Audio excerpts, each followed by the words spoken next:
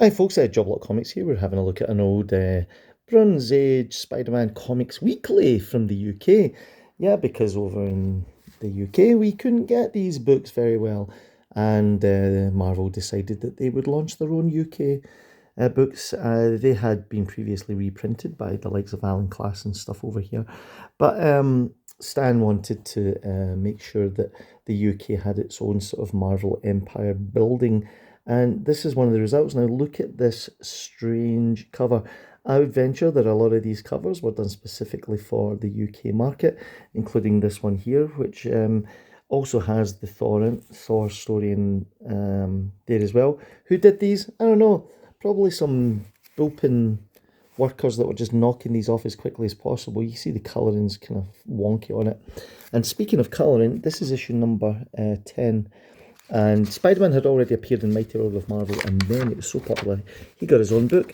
So, you get the splash page here. Look at that. Look at that tone. Letra tone. And this splash page for this issue is actually the cover of Amazing Spider-Man Annual. It's so strange, isn't it, that they would use this, because what happened on long stories like this, they would have to break the story down for the UK market. So you pick this book up, you're right in the middle of the story. If you're familiar with the first appearance of the Sinister Six, you'll know exactly what's going on here. It was a big super star-studded extravaganza. For me, reading this at the time as a young kid, I had never seen anything like it, and I just thought it was absolutely amazing. The story itself is pretty much just the whole MacGuffin is that Betty Brant and Aunt May have been kidnapped, and these villains decide to get together to form some kind of squad against Spidey. But you can see how they couldn't do full colour because it was too expensive, so they used to just do two-tone and Letratone, and then you get this weird effect over Ditko's artwork. The black and white stuff, it's always nice to look at, but it's so strange when you get to these big splash pages for this issue, and you can see how they've just used red, obviously, to highlight Spidey's costume and stuff. Such a strange way. It almost makes the book more collectible, because it's almost as if you see Ditko's work in a different light. Here's Mighty World of Marvel, which was the first book out, and they were doing Fantastic Four. And again, you can see there ain't no cover from the Fantastic Four that I recognise, yeah? And then they would do these giveaways. So this was the only full colour in this book at this point. The middle pages advertising the product. And what you had to do was you had to cut these coupons out. Luckily, this one hasn't been cut out. It's like a Marvel value stamp. Do you remember them? And then you would collect them all up, you would send them all off, and you would get a photograph of Spider-Man. I don't know how that worked. I didn't do it.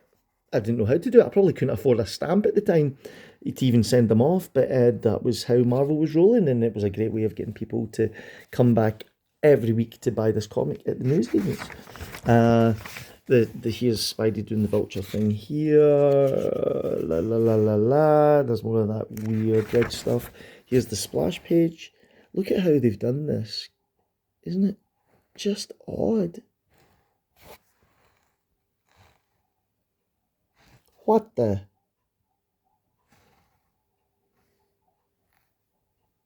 So it's just the strangest experience seeing these old Ditko books done with this kind of colouring. For me, it's almost like looking at it for new. Do you remember this bit when Dr. Octopus, who, let's face it, he's pushing maximum density in this, and he's got those arms, and he's putting scuba gear on, and he's going to jump into a giant fish boat because that's where Spider-Man is. And, it's just it's just so strange. I've been in tight spots before, I'll bet you have. So, there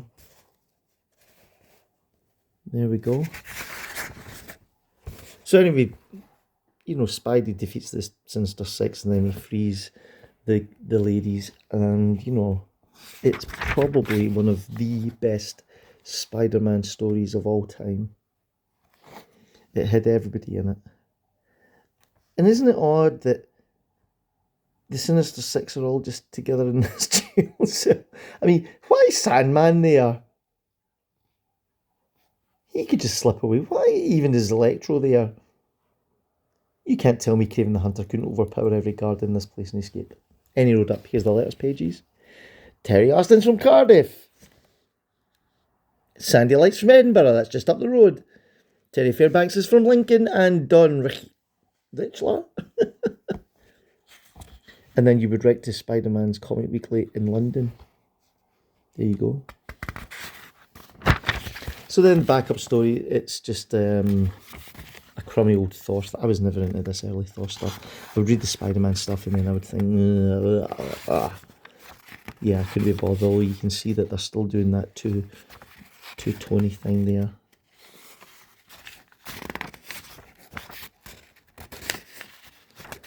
There we go. Do you like these old Thor things? Here's the back page. There's the Hulk with a football, and you can win a rally chopper. If you're in America, I don't know if you know what a rally chopper is. It's that big there. To have one of these bikes back in the 70s was probably the equivalent of you owning a Porsche right now.